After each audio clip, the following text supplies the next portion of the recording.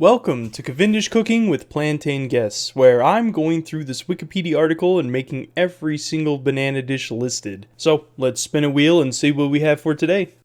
Before I spin this wheel for the first time, I'm just going to come forward and say it. I really want the banana pizza. That's what I want. It's that simple. The pizza sounds so funny, and I can think of so many ideas on how to make it work. That's what I'm going for. So, let's see if we get pizza on our first spin. Come on. I mean, there's a lot. Mango? What is that? Mango? What? Mango is a relatively simple dish consisting of the bare minimum of 2 ingredients, plantains and water. However, it's typically made with plantains, water, a little bit of salt, some butter, and sauteed or pickled red onions, and we'll get to that in a minute. But mango is a dish typically made for breakfast in the Dominican Republic. But I'm gonna be honest, I could eat this at any time of the day, not just breakfast. It's so good. Hold on, I'm getting ahead of myself. The method to make mango is easy. All you have to do is boil some water, put in preferably peeled plantains in your pot for about 20 to 35 minutes. It really depends on the ripeness of the plantains along with the texture you want with them. Then drain most but not all of the water, add some salt, just a little bit for taste, a little butter, and mash them to death. Literally kill them. From there, you can feel free to add in some ice cold water while mashing them. Apparently it makes them better from some obscure video I found on YouTube that I can't find anymore, but I don't know, I've never made this before. And then what you're gonna do is, and this is extremely important,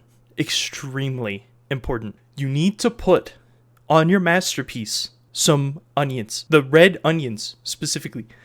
Literally just voila. Mango, it's so good.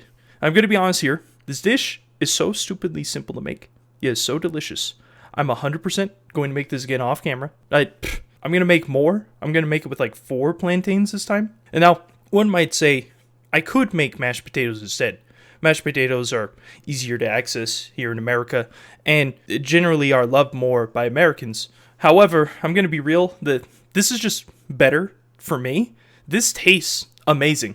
And a big part of that is, again, the red onions. It cuts through the starchiness of the plantain, and the plantain isn't as rich as the potato is. It really just is the perfect cacophony of, this is a very sweet thing with a very, admittedly, somewhat bland thing because it's starch, and you make a beautiful, gorgeous plate of delicious flavor. With that all being said, I'm going to have to give this an S tier. This might change as we go through this list, depending on what all the other dishes offer, but really, S tier suits this the best. It's super simple to make, absolutely phenomenal. It's mostly the plantain, which, yeah, it's called Cavendish cooking, but what can we do, right? I mean, what can we do? And with that, that's it. Although I will admit, it'd probably be a B without the onions, just because mostly due to my cooking ability and not having made this dish before, I kind of messed up on peeling one of the plantains. It took forever. It wasn't ripe enough, and I still try to force it. That was painful. Oh geez, I'm not doing that again. Now, let me eat the banana for today, because you may have noticed in the video that it was near midnight. Do you know when I made this dish originally? The day after Christmas. If I just waited an hour longer, I could have made it on the day of this video and had it out, but no. I had to go around and goof off. I had to take a break. So, here's my banana. It's delicious. It's the Cavendish. Thank you, Cavendish, for being a wonderful part of my life. And Valve, please add the strangesecondbanana. Like, really, it's been how many days? I don't even know.